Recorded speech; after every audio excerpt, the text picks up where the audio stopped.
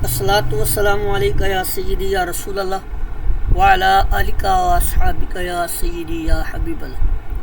बाबुन फ़ी हदीसिल इफ़्की व क़बूली तौबतिल क़ाज़िफ़ी। ये तोहमत की हदीस, इफ़्क कहते हैं तोहमत लगाने को।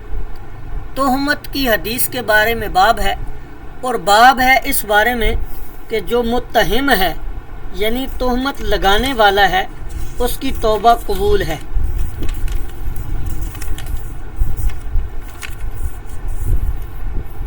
तो इसमें भी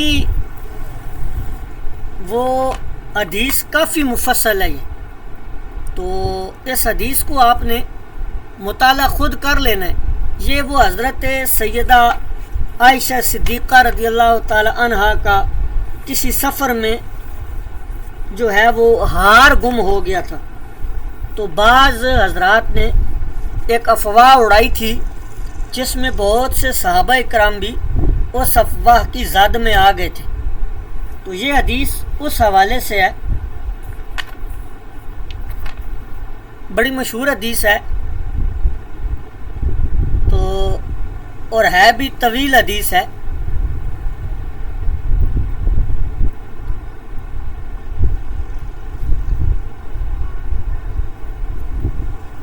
इसमें जो अहम पॉइंट्स हैं वो मैं आपको अर्ज़ करता हूँ।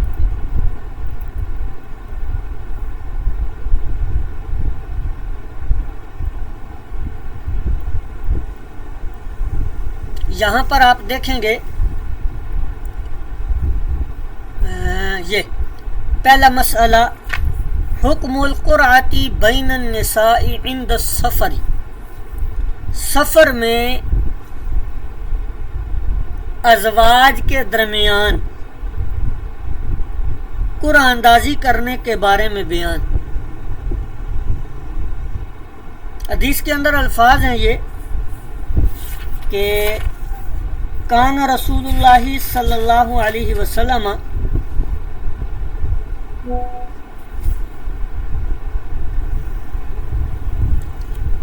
इज़ा अराद सफ़रन अक़रा बैनन निसाइही, कि जब हुज़ूर अलैहिस्सलातु वस्सलाम इरादा करते सफ़र का तो अपनी अज़वाज के दरमियान कुरानंदाज़ी करते थे।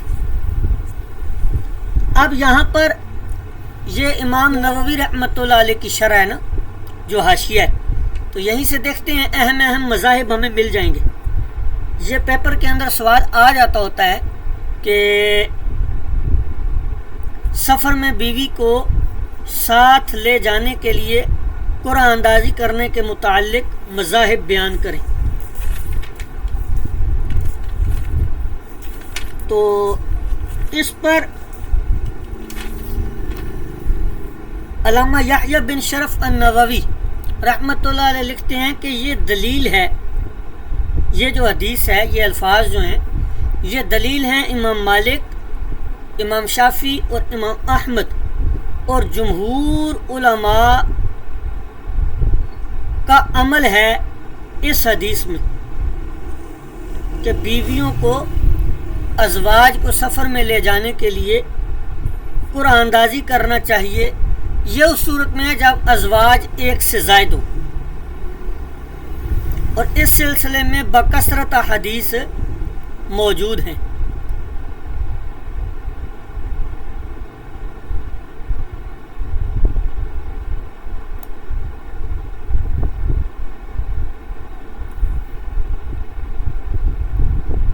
और अल्लामा इब्नुल मुंज़र ने कहा कि ये जो कुरानंदाज़ी है ये मिसले इजमा के है।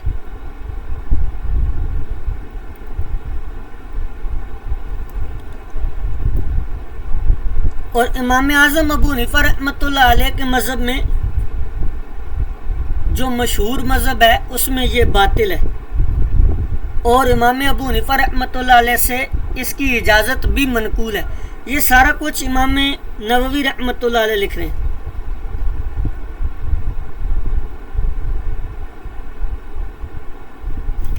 امام ابو حنیفہ رحمۃ اللہ علیہ اور بعض دیگر علماء نے یہ کہا ہے کہ شوہر بغیر قرآن اندازی کے اپنی جس بیوی کو چاہے سفر میں ساتھ لے جا سکتا ہے، کیونکہ یہ ہو سکتا ہے کہ ایک اس کے لیے سفر میں زیادہ مفید ہو اور دوسری جو ہے وہ گھر کے کام کاج اور گھر کی حفاظت میں زیادہ ماہر ہو۔ امام مالک رحمۃ اللہ علیہ سے بھی ایک روایت اسی کی مثل ہے، اسی طرح ہی ہے، اور علامہ ابن المنذر نے کہا ہے کہ قیاس کا بھی یہی تقاضا ہے، لیکن ہم نے احادیث پر عمل کیا ہے۔ یہ علامہ نووی رحمۃ اللہ علیہ نے احناف کا مذہب نقل کیا ہے۔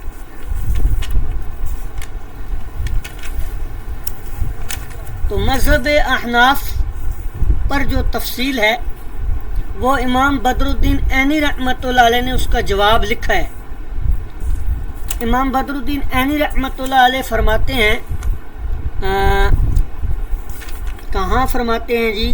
عمدۃ القاری جلد نمبر 13 میں آپ فرماتے ہیں کہ علامہ نووی نے کہا ہے کہ امام ابو حنیفہ کا مشہور مذہب یہ ہے کہ سفر کے لیے ازواج میں قرآن اندازی کرنا باطل ہے اور ان سے اجازت کی بھی حکایت ہے۔ یہ بات علامہ نووی نے احناف کی طرف امام اعظم ابو حنیفہ کی طرف بیان کی۔ اس کو نقل کرنے کے بعد علامہ عینی رحمۃ اللہ علیہ فرماتے ہیں کہ میں کہتا ہوں، یعنی میں بدر الدین عینی کہتا ہوں، امام ابو حنیفہ کا مشہور مذہب قرآن اندازی کو باطل کرنا نہیں ہے، اور امام ابو حنیفہ نے یہ نہیں کہا ہے، بلکہ انہوں نے یہ کہا ہے کہ قیاس قرآن اندازی کے خلاف ہے، کیونکہ اس میں بیوی کے ساتھ لے جانے کو قرہ پر معلق کرنا ہے، اور یہ قمار ہے یعنی جوا ہے، اس سے بیوی کے ساتھ جانے کا استحقاق ثابت نہیں ہوتا۔ لیکن ہم نے احادیث کی بنا پر اس قیاس کو ترک کر دیا، اور اس تعامل کی وجہ سے جس پر سرور کائنات صلی اللہ علیہ وسلم کے عہد سے لے کر آج تک بغیر کسی اختلاف کے عمل ہوتا آیا ہے، اور یہ احادیث اس پر محمول ہے کہ نبی کریم علیہ الصلوۃ والسلام نے ازواج کی خوشنودی کے لیے ایسا کیا ہے۔ اس پر دلیل یہ ہے کہ نبی کریم علیہ الصلوۃ والسلام پر حضر میں ازواج مطہرات کی باری میں مساوات واجب نہیں تھی، اور قدوری میں یہ لکھا ہے، امام ابو حنیفہ سے روایت ہے کہ سفر میں ازواج کا کوئی حق نہیں، اور خاوند کی مرضی ہے وہ جس زوجہ کو چاہے سفر میں لے جائے۔ علامہ اقتا نے یہ قدوری کی ایک شرح لکھی ہے، انہوں نے 8 جلدوں میں ہے، یہ مطبوع ہے، مل جاتی ہے۔ آپ نے قدوری کی اس عبارت کی شرح میں لکھا ہے کہ یہ جو فرمایا کہ سفر میں ازواج کا کوئی حق نہیں، خاوند کی مرضی ہے وہ جس زوجہ کو چاہے سفر میں لے جائے، اس کی شرح میں لکھا علامہ اقتا نے کہ خاوند پر واجب نہیں ہے کہ وہ ان میں سے ایک معین کو سفر میں اپنے ساتھ لے جائے، اور اولا اور مستحب یہ ہے کہ ان کی خوشنودی کے لیے ان کے درمیان قرآن اندازی کرے۔ تو معلوم یہ ہوا کہ علامہ نووی رحمۃ اللہ علیہ نے جو امام اعظم ابو حنیفہ رحمۃ اللہ علیہ کی طرف مذہب منسوب کیا وہ درست نہیں ہے۔ اس میں یا تو علامہ نووی رحمۃ اللہ علیہ کو تسامح ہوا بیان کرنے میں، یا آپ تک جو امام ابو حنیفہ رحمۃ اللہ علیہ کا مذہب پہنچا وہ درست نہ پہنچ سکا۔ تو احناف کا درست مذہب یہی ہے کہ اگرچہ قیاس کے خلاف میں یہ حدیث، لیکن حدیث کو نہیں چھوڑا جائے گا، بلکہ قیاس کو کیا کر دیا جائے گا؟ چھوڑ دیا جائے گا۔ اور یہ جو حدیث ہے یہ وجوب پر مستدل نہیں ہے، وجوب پر دلیل نہیں بن رہی، بلکہ اس سے استحباب ثابت ہو سکتا ہے کہ شوہر پر مستحب ہے کہ وہ اپنی ازواج کے درمیان قرہ کرے اگر ایک سے زیادہ زوجہ ہوں تو۔ اچھا، یہاں پر اب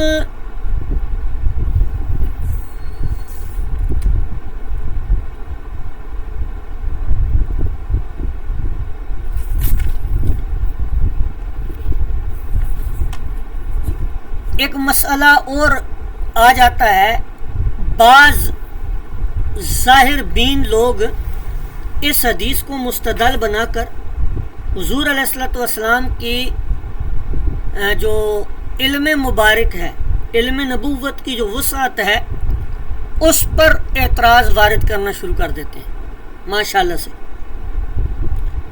اور بحث یہ چلتی ہے کہ آیا نزول وحی سے پہلے حضور علیہ الصلوۃ والسلام کو حضرت عائشہ صدیقہ کی پاک دامنی کا علم تھا یا نہیں تھا؟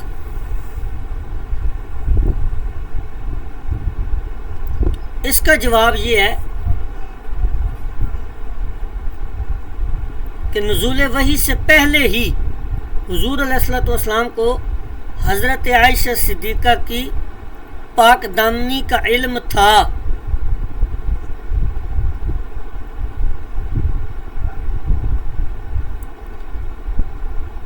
اچھا، اب اس پر پھر دلیل کیا ہے کہ حضور علیہ الصلوۃ والسلام کو سیدہ پاک کی پاک دامنی کا علم پہلے سے تھا؟ اس پر دلیل اسی حدیث کے اندر الفاظ موجود ہیں۔ حضور علیہ الصلوۃ والسلام نے اللہ کی قسم اٹھائی اور فرمایا فَوَاللَّهِ مَا عَلِمْتُ عَلَىٰ أَهْلِي إِلَّا خَيْرٌ،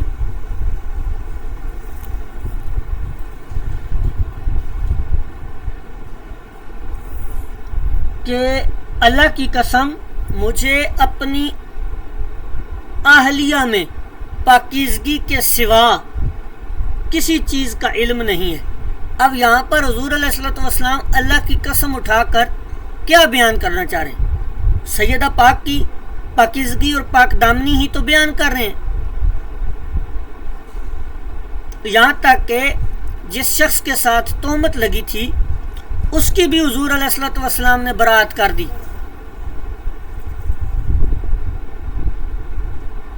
حضور علیہ الصلوۃ والسلام نے فرمایا اور وَقَدْ ذَكَرُوا رَجُلًا مَا عَلِمْتُ عَلَيْهِ إِلَّا خَيْرًا، کہ جس شخص کے ساتھ انہوں نے تہمت لگائی ہے سیدہ پر، مجھے اس کے متعلق بھی صرف پاکیزگی کا علم ہے۔ اس سے یہ معلوم ہوا کہ یہ جو بحث ہے کہ نزول وحی سے پہلے حضور علیہ الصلوۃ والسلام کو سیدہ عائشہ صدیقہ رضی اللہ تعالیٰ عنہ کی پاک دامنی کا علم تھا یا نہیں تھا، تو جواب اس کا یہ ہے کہ اس کا علم تھا، اور دلیل اس کی کیا ہے وہ میں نے آپ کو عرض کر دی، اسی حدیث کے اندر الفاظ موجود ہیں۔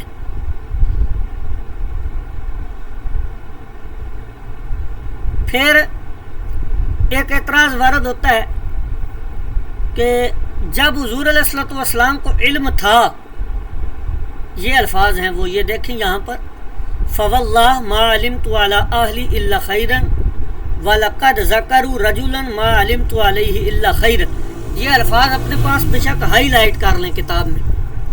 اس کا فائدہ یہ ہوگا کہ دوبارہ کوئی اس طرح کا شخص علم نبوت پر جب کلام کرے گا تو آپ کے پاس یہ نشان لگا ہوگا، آپ اس کو کہیں گے بھائی اس کا ترجمہ کرو، تو ساری بات کھل کر سامنے آ جائے گی۔ پھر ایک ذہن کے اندر سوال آتا ہے، اگر حضور کو علم تھا تو پھر حضور علیہ الصلوۃ والسلام نے سیدہ عائشہ صدیقہ رضی اللہ تعالیٰ عنہ کی طرف توجہ کم کیوں کر دی؟ اس کا جواب یہ ہے کہ حضور کا سیدہ پاک کی طرف توجہ کم کرنا یہ لا علمی کی وجہ سے نہیں تھا یا کسی شک کی شبے کی بنیاد پر نہیں تھا، بلکہ یہ حضور علیہ الصلوۃ والسلام کی غیرت اور فطرت کا تقاضا تھا کہ جب تک اللہ تعالیٰ کی طرف سے اعلان براءت نہ ہو جائے اس وقت تک میں ان کی طرف توجہ کم رکھوں۔ کیوں؟ تاکہ کسی دشمن اسلام کو یہ کہنے کا موقع نہ ملے کہ حضور علیہ الصلوۃ والسلام کو اس قسم کی تہمت سے کوئی نفرت یا تنفر نہیں ہے۔ تو حضور علیہ الصلوۃ والسلام نے دشمنان اسلام کو موقع نہ ملے اس واسطے سیدہ پاک کی طرف توجہ کرنا کیا کیا؟ کم کیا۔ دوسرا اعتراض اس پر یہ ہوتا ہے اگر حضور علیہ الصلوۃ والسلام کو براءت کا علم تھا پہلے سے تو آپ نے پھر اصحاب رسول سے استفسار کیوں کیے؟ مختلف صحابہ سے حضور علیہ الصلوۃ والسلام نے سوالات کیے، جیسا کہ آپ یہاں پر دیکھ سکتے ہیں یہ ساری گفتگو۔ اس کا جواب کیا ہے؟ اس کا جواب یہ ہے کہ یہ سب اس لیے کیا تھا کہ کسی دشمن اسلام کو یہ کہنے کا موقع نہ ملے، گنجائش نہ ہو اس کے پاس کہ دیکھو جب ان کے اپنے اہل پر تہمت لگی تو انہوں نے اس کے متعلق کوئی تحقیق تفتیش نہیں کی، بلکہ آپ نے اس کی مکمل پوری تحقیق کی اور تفتیش کے تمام تقاضوں کو پورا کیا۔ حضور علیہ الصلوۃ والسلام کے اس عمل سے امت کو بھی راہ ملی کہ اگر کبھی ایسا معاملہ ہو جائے تو ٹھنڈے مزاج کے ساتھ، تسلی کے ساتھ ارد گرد سے تحقیق کرو، معلومات لو، ڈائریکٹ کسی کا دفاع کرنا شروع نہ کر دو تاکہ دشمنان اسلام کو موقع نہ ملے۔ اب تیسرا سوال پھر یہ ہوا کہ اگر حضور علیہ الصلوۃ والسلام کو حضرت عائشہ کی پاکیزگی کا علم تھا، آپ نے حضرت عائشہ صدیقہ سے یہ کیوں فرمایا کہ اگر تم سے کوئی گناہ ہو گیا ہے تو اللہ سے توبہ کر لو؟ یہ کیوں فرمایا؟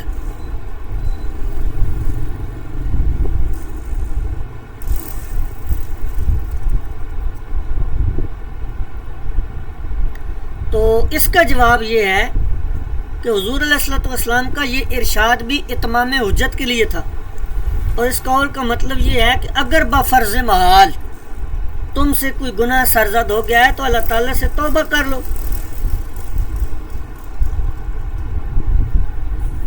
تو یہ بالفرض محال تھا۔ چوتھا سوال یہ پیدا ہوتا ہے کہ حضرت عائشہ نے حضور علیہ الصلوۃ والسلام سے اس کے جواب میں یہ کہا تھا کہ تم لوگوں نے یہ بات سنی ہے اور تمہارے دلوں میں یہ بات قرار پکڑ چکی ہے اور تم نے اس کی تصدیق بھی کر دی ہے، میں تم سے کہوں کہ میں گناہ ہوں، میں بے گناہ ہوں، تو تم ہرگز میری تصدیق نہ کرو گے۔ اس سے معلوم ہوا کہ حضرت عائشہ کے نزدیک حضور علیہ الصلوۃ والسلام کو حضرت عائشہ کی پاک دامنی کا علم نہیں تھا۔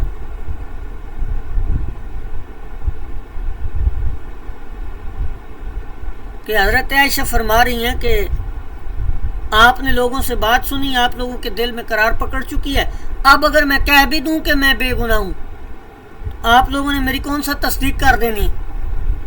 اس سے بد مذہب علم نبوت پر طعن کرتے ہوئے کہتا ہے دیکھو جی سیدہ عائشہ کہہ رہی ہیں کہ اگر میں کہہ بھی دوں تو آپ نے کون سا تصدیق کر دینی ہے، تو حضور کو بھی نہیں پتہ تھا۔ اس کا جواب یہ ہے کہ معاذ اللہ اس خطاب میں حضرت عائشہ کا روح سخن سرور کائنات صلی اللہ تعالی علیہ وسلم کی طرف نہیں ہے۔ اس قول میں اگرچہ خطاب حضور سے تھا، لیکن یہ خطاب ان لوگوں کے لیے تھا جو باوجود مسلمان ہونے کے منافقین کے بہکاوے میں آگے تھے اور ان کی باتوں میں آ گئے تھے۔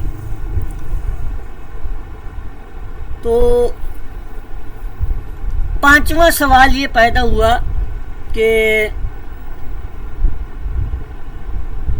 جب حضور علیہ الصلوۃ والسلام کو حضرت سیدہ کی برات اور پاک دامنی کا علم تھا تو حضور علیہ الصلوۃ والسلام اس قدر پریشان اور غمگین کیوں رہے؟ تو یہ ایک فطرتی عمل ہے۔ آج اگر ہم میں سے کسی نے کوئی کام نہ کیا ہو ایسا اور ہمارے اوپر تہمت لگ جائے تو یہ ایک فطرتی عمل ہے۔ اس کا جواب بھی یہی ہے کہ غم اور صدمہ کی وجہ ہی یہ تھی کہ بے گناہ پر تہمت لگی ہے، اور زیادہ پریشانی کا سبب یہ بن گیا کہ بعض مسلمان بھی اس میں شامل ہو گئے تھے۔ تو اس واسطے اس حدیث سے حضور علیہ الصلوۃ والسلام کے علم کی نفی پر دلیل لانا یہ درست نہیں ہے۔ امام نووی رحمۃ اللہ علیہ نے اس حدیث سے بہت سے مسائل جو ہیں وہ مستنبط کیے ہیں۔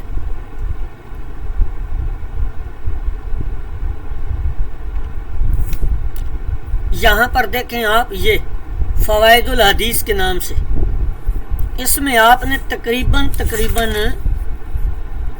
50 مسائل جو ہیں وہ اخذ کیے ہیں۔ یہ دیکھیے گا آپ یہاں سے، احداہا، اس کے بعد یہ الثانیۃ، الثالثۃ، الرابعۃ، الخامسۃ، سادسۃ، سابعۃ، یہ سارے آگے تک دیکھیں۔ یہ آپ نے اس میں 50 مسائل اخذ کیے ہیں۔ یہ الحادیۃ والخمسون، یہاں تک، یہ 52۔ بہرحال ان کو آپ نے دیکھ لینا ہے کہ اس میں کیا کیا آپ نے استنباط کیے ہیں مسائل امام نووی رحمۃ اللہ علیہ نے، ان کو آپ نے اچھے طریقے سے دیکھ لینا ہے۔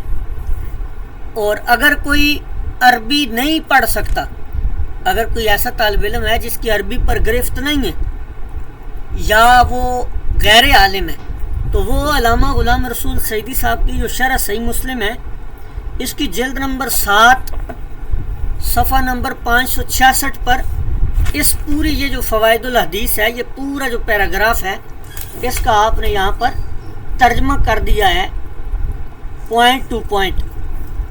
اس میں سے آپ اردو ترجمے سے بھی استفادہ کر سکتے ہیں۔ تو مسلم شریف کا سبق آج یہیں پر ہم کلوز کرتے ہیں، اس حدیث افق پر۔ اس کی مزید تفصیل شرح صحیح مسلم میں آپ دیکھیں، اس کو مطالعہ کریں، اس میں بہت سے اور بھی نکات جو ہیں وہ آپ کو ملیں گے۔